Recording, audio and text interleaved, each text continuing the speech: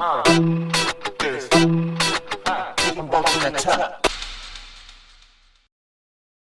to the Daily Sports Content Economy Podcast for Tuesday, February 24, 2026. Bryce created this podcast specifically for alternative and Tier 2 sports leagues, teams, competitions, and the athletes who compete in them. We just got out of a meeting with him, and he wanted us to share takeaways and what should be top of mind for today as you navigate the day. Yeah, and it's definitely a packed morning. We aren't just skimming headlines today. We really went deep. We've analyzed a grand total of 14 primary source documents, which contain over 70 individual articles, reports, and data points to generate this briefing. That is an absolute mountain of information. It is. But that's exactly why we're here, to separate the signal from the noise for you. So before we really get into the weeds, give us the lay of the land. What are the big ticket items jumping off the page right now? Right. So if you look at the aggregate data across all those sources, there are basically 5 massive stories shaping the economy today. First up, the money cannon is just absolutely firing in Formula One. According to Sports Pro, sponsorship spend there is projected to hit at least $3 billion in 2026. $3 billion. Yeah, $3 billion. But the interesting part isn't just the number, it's that it's being driven by this massive influx of AI and tech brands. So the nerds have officially taken over the racetrack. Pretty much, yeah. And then streaming is seeing a similar explosion. Sports Pro is also forecasting that streamers are going to spend $14.2 billion on sports rights this year. The big headline there is Amazon Prime Video is overtaking DAZN as the top spender. Wow. Okay, what else? Shifting to the talent side, Digiday and Net Influencer have some wild numbers regarding Dick's Sporting Goods. They received over 10,000 applications for just about 60 spots in their Varsity Team creator program. Wait, 10,000 for 60 spots? That's harder to get into than Harvard? Oh, much harder. And it signals that production skills are becoming just as valuable as athletic skills. Fourth, TikTok has been named FIFA's first preferred platform for the 2026 World Cup. Really? Yeah. According to TikTok and Pulse Advertising, they're launching a specific game plan hub for sponsors and creators. And finally, just proving you don't need FIFA-level money to make an impact, the GIST is reporting on a new NCAA women's volleyball showcase in the Bahamas called the Paradise Invitational. Oh, very cool. Yeah, it's proof that the mini March Madness model really works for emerging sports. Okay, that is a lot to digest. Let's rewind to that first point. $3 billion in sponsorship for F1 is a number that almost feels abstract. Most of the people listening to this deep dive right now, whether they run a crit racing league or a pickleball tournament or they're an ultra runner, they hear $3 billion and they probably just tune out. Because it feels irrelevant. Right, irrelevant to their reality. But you're arguing the source of that money matters more than the actual amount? Precisely. If you look at the breakdown from Sports Pro, the growth isn't coming from the traditional places anymore. I mean, it used to be tobacco, then it was banks, then oil. Now it's tech and AI. We're talking about Meta AI partnering with Mercedes or cloud computing firms partnering with Williams. But why? Why does a cloud computing company care about a car going in circles? Because they need to tell data-rich stories. These companies sell efficiency, right? They sell optimization. They aren't just buying a logo on a side pod. They are buying proof of performance. Got it. They want to show the world, look how our AI optimized the pit strategy. Look how our data processing improved tire wear. They're buying the narrative of high performance. Okay, I see the connection there. They want to look under the hood. Yeah. But let's bring this down to earth for our listeners. If I'm a Tier 2 lead commissioner, or maybe I'm an athlete in a sport like, say, CrossFit or mountain biking, I don't have a telemetry center. I don't have a whole team of data scientists. So how do I tap into this trend today? You have to realize that you don't need a Ferrari to have valuable data. If you're an athlete today, you're basically a walking data center. You've got heart rate monitors, power meters, GPS trackers, reaction time apps. The mission for the day that Bryce emphasized from our meeting is all about packaging that data. So instead of just posting a sweaty selfie at the finish line, what should I be doing right now? Based on the Sports Pro analysis, the move today is to position yourself as a tech-enabled performer. Don't just show the results, show the engine. Take one concrete data point, maybe it's your max wattage during a sprint finish, or your heart rate recovery speed after a brutal climb. Okay. Package that into a 60 to 90-second vertical video. And who am I sending this to? My mom? No, you send it to the tech tools you're already using. If you use a specific bike computer or a specific recovery app, tag them. Send it to their marketing team. Show them that you can tell a story using their numbers. According to Sports Pro, that is exactly what those big F1 sponsors are paying millions for, and you can offer it to these brands on a micro scale. That's really smart. You're basically offering to be their case study. Exactly. Now let's flip the script. What if I'm the league or the team owner? I'm assuming I need to do a little more than just show a heart rate monitor. For leagues, the Sports Pro findings suggest you need to audit your data surfaces today. Data surfaces. Okay, that sounds like corporate jargon. Translate that for us. Fair enough. It just means, where does the data live? Is it on your scoreboard? Is it on the live stream graphic? Is it in a fan app? By the end of the day, today, you should mock up a sponsored data pack. Okay, what goes in that? Identify 3 to 5 storylines that are backed by data. For example, don't just sell a generic halftime show sponsorship. Sell the Climb Power Index presented by Brand X, or the reaction time leaderboard. Oh, I love that, because it makes the asset tangible. It's not just brand awareness anymore, it's brand context. Yes. And for the competition organizers, the folks running the events this weekend? Look at your vendors. You probably hire a timing company, or you use a specific registration SaaS platform. Reach out to them today. Propose a co-branded analytics recap reel. It's a naming rights add-on that costs you almost nothing to produce because you already have the timing data, but it adds that high-tech value to the sponsor package. It turns a boring spreadsheet into sellable inventory. That is brilliant. Okay, so we've established from the Sports Pro data that data is the currency. But data is boring if nobody sees it or understands it. You need someone to tell the story.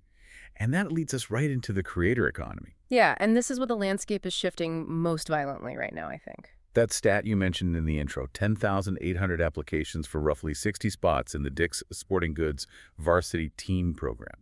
That is staggering. Digiday and Net Influencer reported that. What does that actually tell us about the market today? It tells us that the bar has been raised significantly. The key insight from the Net Influencer report is that applicants had to demonstrate the ability to film and edit. It wasn't enough to just be a great high school quarterback. Right. You had to be a great high school quarterback who also knows how to cut a reel in Premiere Pro or CapCut. So storytelling skill is now effectively as important as the jump shot. Exactly. If you win the race but you can't edit the video to tell the world about it, you are leaving real money on the table. The athlete and the producer are merging into one person. That sounds exhausting for the athlete, honestly. But I do want to talk about this creator spotlight source we reviewed regarding Daniel Burke.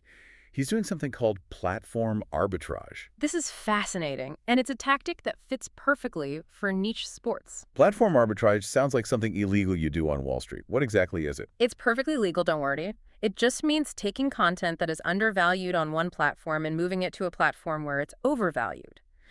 Burke takes viral sports content from places like X, formerly Twitter, or Reddit, where it's just noise, and he repurposes it for LinkedIn. LinkedIn, the place where I go to pretend I like my coworkers. The very same. But think about who is actually on LinkedIn. It's a B2B audience. It's decision makers. It's people with marketing budgets. Burke bundles his newsletter and podcast with LinkedIn posts for sponsors. And for niche sports, think triathlon, sailing, golf, that is a goldmine because the participants in those sports are very often corporate executives. That makes total sense. You're fishing where the fish are. So let's translate this into action items for our listeners today. If I'm an athlete and I realize my resume is just a list of podium finishes, what do I do right now? According to Net Influencer, you need to draft a creator resume today. Stop listing just your stats. Highlight your production skills. What cameras do you own? What editing software do you know? What are your engagement rates? Treat yourself like a production house. And apply to at least one brand-run creator program today. Okay, and for the leagues. Because historically, leagues are terrified of creators. They want to tightly control the message. Right, but that is the old way. The new way, based on the Net Influencer data, is to identify 5 to 10 athletes in your league who already have these content skills.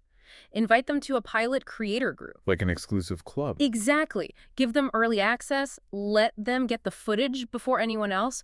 Don't fake them. Weaponize them. Let them do your marketing for you.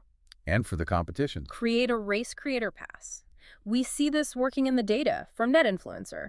You exchange access, letting them onto the track into the pit lane, or giving them a dedicated media spot in exchange for defined deliverables. Right. So like I give you access, you give me 3 reels and a YouTube short. Exactly. It's a barter economy and it works beautifully. That is such a low-cost, high-reward move. Okay, so we have the data, we have the creators making the content, but where are people actually watching it? This brings us to the streaming conversation, and specifically vertical video. Right. And I know some listeners are rolling their eyes right now thinking vertical video is just for kids dancing on TikTok. I admit, I still have that bias sometimes too. But the report from streaming media suggests we really need to get over that fast. We really do. Fox Sports is partnering with AWS to deliver vertical video coverage for the World Cup. Hold on.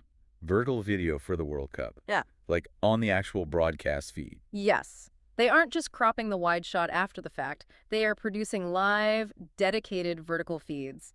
The key insight from streaming media here is that this isn't just a social media add-on anymore. This is becoming a broadcast standard. That is a massive signal. If Fox and AWS are investing millions into this infrastructure, it's not a fad. No, and it pairs with the PwC Sports Outlook report we reviewed, which mentions creator access clauses. PwC is predicting that contracts will now standardly include clauses defining exactly what creators can and cannot stream. The rights landscape is completely fracturing. So if I'm an athlete, I can't just ignore vertical video because I think it's unprofessional. No, in fact, vertical is the new professional. The action plan for athletes today, based on that streaming media report, is to shoot one training segment vertically in 9.16 aspect ratio. But don't just shoot it, produce it. What does that mean, produce it? Add on-screen text. Add sponsor callouts in the vertical space. Prove to a potential partner that you understand mobile-first storytelling. Got it. And for the leagues and teams, I assume this changes how they sell their rights. It absolutely has to. According to Sports Pro, you shouldn't just sell the rights as a blanket term anymore. Map your rights into tiers today. You have the live full feed, sure, that's your premium product, but what about the helmet cam feed? What about the pit lane feed? Right. Identify one or two pieces of content you can license non-exclusively to a streamer or a FAST channel. FAST channel being free ad-supported streaming TV, for anyone wondering. Those channels are just hungry for content to fill 24 hours a day. Exactly. And for the competitions, this is actionable right now. Reach out to your production partner. Ask about adding one vertical-only camera position for your next event. Put it at the start gate or the finish shoot. If Fox is doing it for the World Cup, according to streaming media, you should be testing it for your race. It's all about meeting the audience where they are, which is on their phones. Now, I want to pivot a bit. We've talked about a lot of tech today. AI, vertical streaming, data packaging. But there is a risk here, isn't there? If you chase all the shiny new toys, do you lose the plot of your actual sport? That is the big danger, and we have a great report from SBJ featuring Steve O'Donnell from NASCAR. He admitted something pretty candid at the National Sports Forum that I think every Tier 2 league really needs to hear. Yeah, he said NASCAR chased a few too many things trying to be like other sports. Right. They were trying to be the NFL or the NBA, and in the process, they alienated the core fan base that actually pays the bills. The fix for them, according to SBJ, has been returning to their roots, going back to tracks like Rockingham and North Wilkesboro while innovating on the margins. So the lesson is, don't try to be something you're not. Lean into what makes you weird and unique. Exactly. And we see this working perfectly in the Women's Sports Momentum Report from the GAS. They looked at the PWHL, the Professional Women's Hockey League. After the USA versus Canada Olympic game, PWHL ticket searches on StubHub jumped 216%. That is a massive spike. It is. But it happened because they stayed true to the product. They didn't try to change the game, they just capitalized on the international moment. The GAS also highlighted the Paradise Invitational for women's volleyball in the Bahamas. The mini March Madness. Exactly. They are creating a destination event. They aren't trying to be the Olympics. They are trying to be the coolest volleyball tournament in the Caribbean. That specificity is exactly what attracts brands. It reminds me of the Richmond Flying Squirrels example we saw from the scouting report. Their GM, Anthony Opperman, is talking about immersion at their new stadium, CarMax Park. I love this example. They are opening the gates 90 minutes early. 90 minutes. Who shows up to a minor league baseball game 90 minutes early? Nobody. Unless you give them a reason. And that's the point. They aren't just opening the gates to sell hot dogs. They are programming entertainment. They are turning a Tuesday night game into a festival. For our listeners, the takeaway from the scouting report is clear. Don't alienate your core and make the live experience immersive. If you make it an event, people will come early. Okay, we're heading into the home stretch here on this deep dive. We have to look at the watchouts. What are the landmines we need to actively avoid today based on the source material? We have to talk about NIL, name, image, and likeness.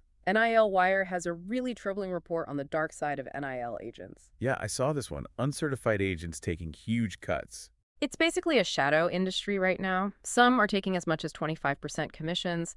The advice here from NIL Wire is simple. Athletes must verify their representation.